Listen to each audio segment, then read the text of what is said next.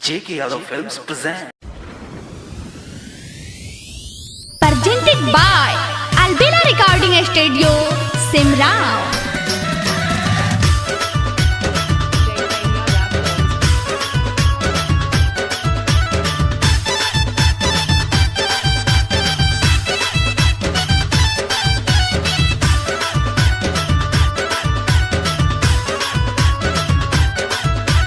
चढ़ल जवानी छोहबरो बनाइले तबे सूरतिया खिलतौगे।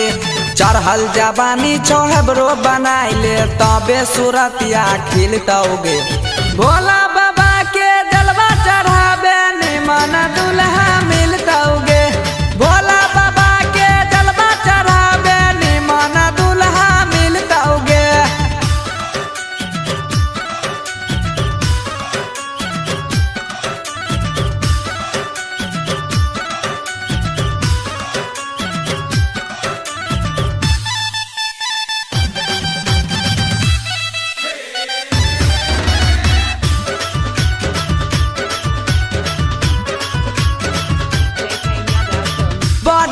मन लागै छै गोरी सूट सालाबाद में पोरे पोरे कसाइल छौ देहिया सोलही के उमार में।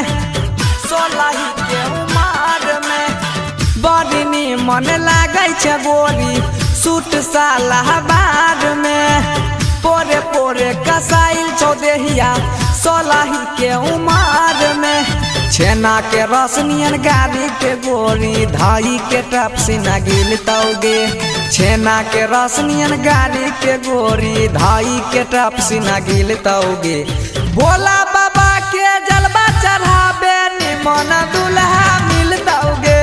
भोला बाबा के जलवा चढ़ाबे निमन दुल्हा मिलतौगे।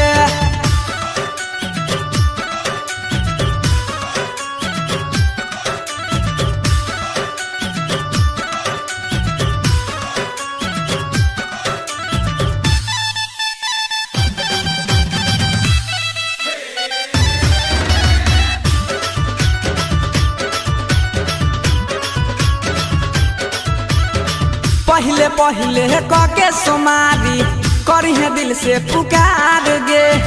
सही न सक में सैया तोहर देतो इतना प्यार गे। देतो इतना प्यार गे। पहले पहले कके सुमारी करी है दिल से पुकार गे।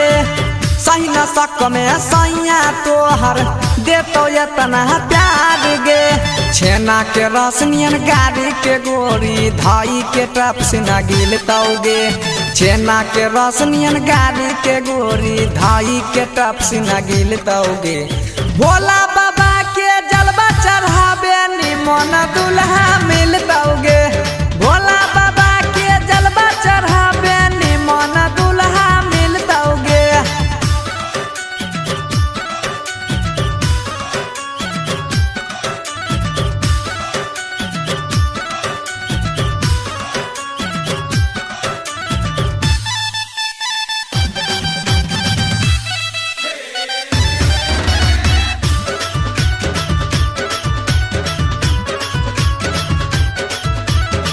होठ के लाली से चुआई छौ जेना रस लाल लाल गे। कसमस करै छौ जवानी चढ़ते नया साल गे।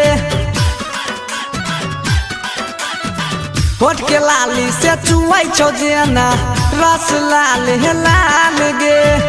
कसमस करै छौ जवानी चढ़ते नया साल गे। बंसी के अपन दीवाना बनाइले तबे पलंगिया हिलतौगे। राजा के अपन दीवाना बनाइले तबे पलंगिया हिलतौगे। भोला बाबा के जलवा चढ़ाबे निमन दुल्हा मिलतौगे। भोला बाबा के जलवा चढ़ाबे निमन दुल्हा मिलतौगे। भोला बाबा के जलवा चढ़ाबे निमन दुल्हा मिलतौगे। JK Yadav Films